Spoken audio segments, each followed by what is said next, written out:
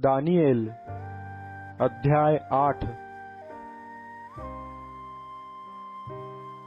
मी जो दानिएल त्या मला प्रथम दृष्टांत झाला होता, त्यानंतर बेलशस्सर राजाच्या कारकिर्दीच्या 3ऱ्या वर्षी मला पुन्हा दृष्टांत झाला।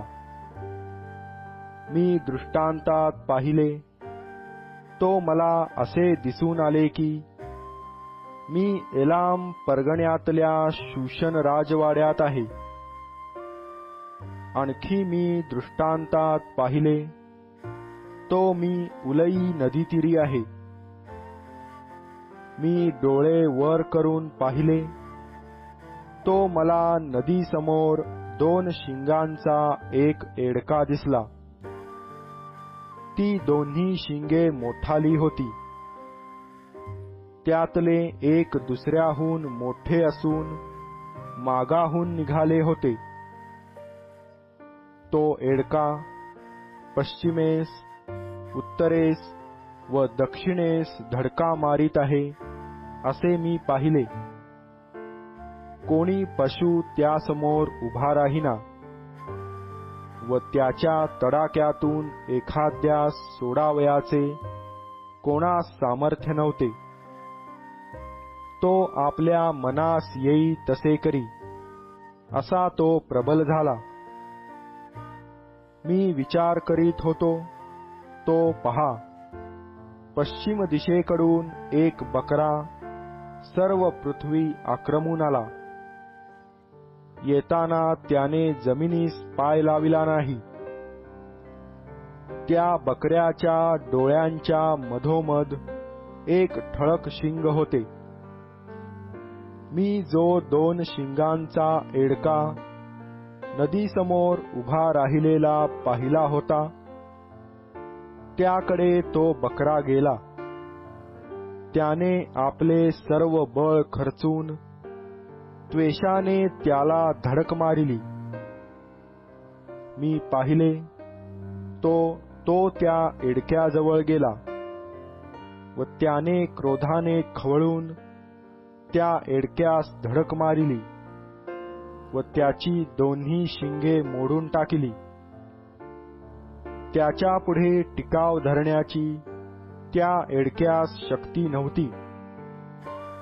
त्या बकऱ्याने त्याला जमिनीवर पाडून तुडविले।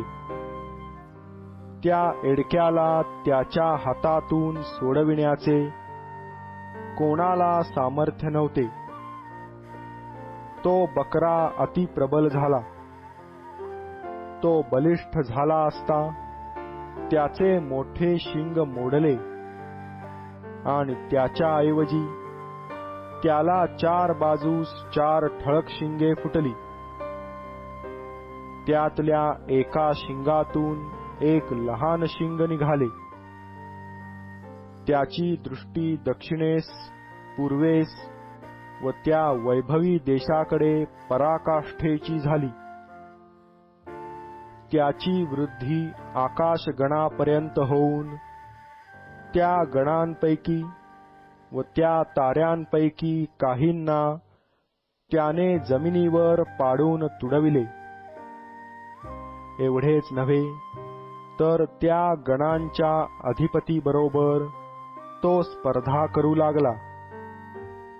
त्याला नित्य होत असलेले यज्ञयाग त्याने बंद केले आणि त्याचे पवित्र स्थान पाडून टाकिले। लोकांच्या पातकांस्तव ते सैन्य नित्याच्या यज्ञयागांसहित त्याच्या स्वाधीन करण्यात आले। त्याने सत्य मातीस मिळविले। त्याने आपला मनोरथ सिद्धीस नेला। तेव्हा मी एका पवित्र पुरुषास बोलताना ऐकले। दुसरा एक पवित्र पुरुष त्या बोलणाऱ्यास म्हणाला, हा नित्याचा यज्ञयाग, विध्वंसमूलक पातक, पवित्र स्थान व सैन्य ही पायाखाली तुडविणे ह्या दृष्टांतात पाहिलेल्या गोष्टी कोठवर चालणार? तो मला म्हणाला, 2300 दिवस. त्यानंतर पवित्र स्थानाची शुद्धी होईल. मग असे झाले की मी दानिएलाने हा दृष्टांत पाहिला, तेव्हा त्याचा अर्थ काय हे समजण्याचा मी यत्न करू लागलो. तो पहा, मनुष्यरूपधारी अशा एकास मी मजसमोर उभे राहिलेले पाहिले. उलई नदीच्या 2 तीरांमधून मी मनुष्यवाणी ऐकली, ती अशी, गब्रिएला, या पुरुषास हा दृष्टांत समजावून सांग. तेव्हा मी उभा होतो, तेथे तो मजजवळ आला. तो आला तेव्हा मी घाबरून पालथा पडलो. तो मला म्हणाला, हे मानवपुत्रा, हा दृष्टांत समजून घे, कारण हा शेवटच्या काळाविषयीचा आहे. तो मजबरोबर बोलत असता मी जमिनीवर पालथा पडलो व मला गाढ निद्रा लागली. पण त्याने मला स्पर्श करून उभे केले.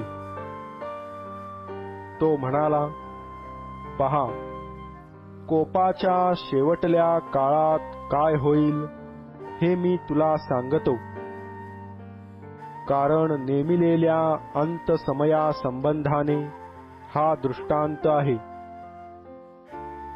2 शिंगे असलेला एडका तू पाहिला. ते मेदय व पारस यांचे राजे. तो दांडगा बकरा ग्रीसचा राजा. त्याच्या डोळ्यांच्या मधोमध असलेले मोठे शिंग हा पहिला राजा. एक शिंग मोडून त्याच्या जागी 4 शिंगे निघाली. याचा अर्थ असा की त्या राज्यातून 4 राज्ये उद्भवतील. मग त्यांचे बल पहिल्या राज्या इतके राहावयाचे नाही. त्या राज्यांचा शेवट जवळ येऊन पातक्यांच्या पापाचा घडा भरला, म्हणजे उग्र स्वरूपी कूट प्रश्न समजणारा असा राजा उभा राहील. त्याची सत्ता बलवत्तर होईल.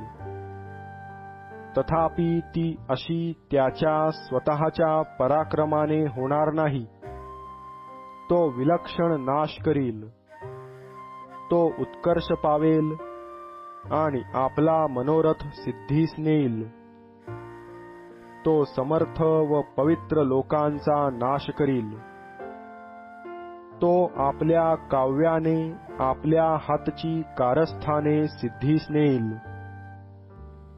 तो उन्मत्त होऊन निर्भय असलेल्या पुष्कळ लोकांचा नाश करील. तथापि त्याजवर कोणाचा हात न पडता तो नाश पावेल. हा जो अहोरात्रीचा दृष्टांत सांगितला तो खरा आहे. हा दृष्टांत गुप्त ठेव, कारण तो दीर्घकाळास लागू आहे. तेव्हा मज दानिएलाला मूर्छा आली व मी काही दिवस आजारी पडलो. त्यानंतर मी उठून राजाचे कामकाज करू लागलो. हा दृष्टांत पाहून मी विस्मित झालो, पण तो कोणास कळला नाही.